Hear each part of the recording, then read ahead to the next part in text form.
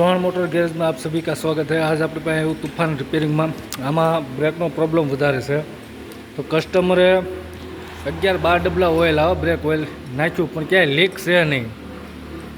Clutch માસ્ટરમાં leak નથી, break કોઈ પણ વ્હીલમાં એકો બ્રેક ઓઇલ લીક નથી। તો આપણે જે ડબરો આવે બ્રેક વેક્યુમ બૂસ્ટર, તો માસ્ટરના થ્રુ બ્રેક બૂસ્ટરમાં ઓઇલ વહી જાય। ઓઇલના થ્રુ જે આપણે વેક્યુમ પાઇપ આવે આવડી વેક્યુમ વોલ્ટેન્ટર વેક્યુમ પાઇપ, માસ્ટરનું ઓઇલ બ્રેક બૂસ્ટરમાં જાય, બ્રેક બૂસ્ટરનું ઓઇલ વોલ્ટેન્ટરમાં જાય, વોલ્ટેન્ટર ઓઇલ એન્જિનમાં વહી જાય। તો આપણું જે ક્લચ ઓઇલ આવે જે આ નાખેલું બધું એન્જિનમાં વહી ગયું છે। ઘણા ગેરેજવાળાને બતાવી તો પણ કાંઈ કોઈ રીતને ટપો ન મળ્યો, કોઈને ફોલ્ટ ન મળ્યો। છેલ્લા આપણી પાસે ગાડી આવી છે તો આપણે આગળ માસ્ટર ખોલીને કમ્પ્લીટ ગાડી ચેક કરાવશું કે આમાં શું ફોલ્ટ છે શું નહીં। તો આ બ્રેક બૂસ્ટરમાંથી આપણે માસ્ટર ખોલી નાખ્યો છે અને માસ્ટરની કન્ડિશન જોવો કે જે એની મેન શાફ્ટ આવે એ ખરાબ થઈ ગયેલી છે।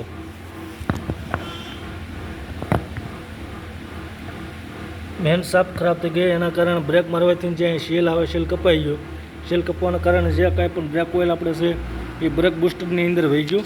તો એના કારણે બ્રેક આપણી ફેલ થઈ ગઈ હતી ને ઓઇલ ક્યાંય લીકેજ મળતું નહોતું। તો મેન લીકેજ થવાનું કારણ એ હશે। કમ્પ્લીટ માસ્ટર બદલાવવાનો જ રહે ઓપ્શન, કેમ કે આમાં કીટ બીટ નાખશું તો એ હાલશે નહીં, કેમ કે એની શાફ્ટિંગ કપાઈ ગઈ છે। તો આપણે આખો માસ્ટર બદલાવશું।